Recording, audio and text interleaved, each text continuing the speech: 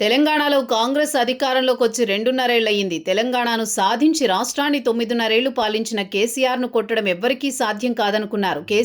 కేటీఆర్ కూడా బీజేపీపై ఫోకస్ పెట్టారు. కానీ రేవంత్ బాహుబలిలా షాక్ ఇచ్చారు.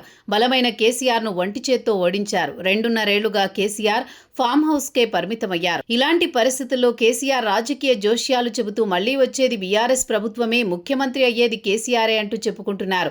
ఇవి తెలంగాణ రాజకీయ వాతావరణాన్ని సంక్లిష్టంగా మారుస్తున్నాయి. 2.5 ఏళ్లలో కాంగ్రెస్ ప్రభుత్వం తెలంగాణకి ఏమీ చేయలేదని, తెలంగాణ ప్రజలు సీఎం రేవంత్, మాజీ సీఎం కేసీఆర్ పాలనకు పోల్చి చూసుకుంటున్నారని పేర్కొంటున్నారు.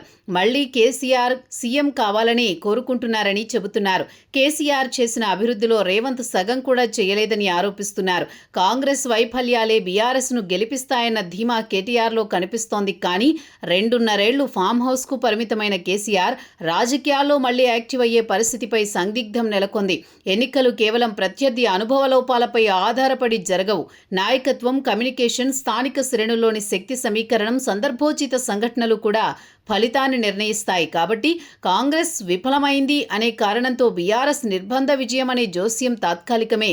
కేసీఆర్ కూతురు పార్టీ నుంచి బయటకొచ్చి ధైర్యంగా రాజకీయాలు చేస్తున్నారు.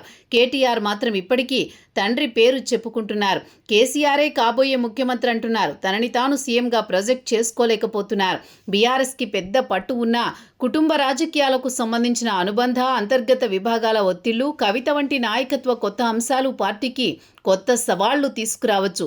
ఒక పార్టీకి నిరంతరంగా అధికారంలో ఉండడానికి సమర్థ నాయకత్వానికి తోటి స్థాయి వ్యూహపరమైన నవీనత, యువ శ్రేణుల ఆకర్షణ, పాలనా ప్రదర్శనలో నిరంతర ఉత్తేజం అవసరం.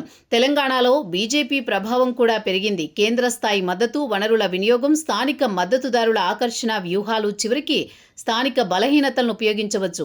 కాంగ్రెస్కు ప్రత్యామ్నాయం బీజేపీయే అంటోంది. బెంగాల్ తర్వాత తెలంగాణలో ఫోకస్ పెట్టినట్లు ప్రచారం జరుగుతోంది.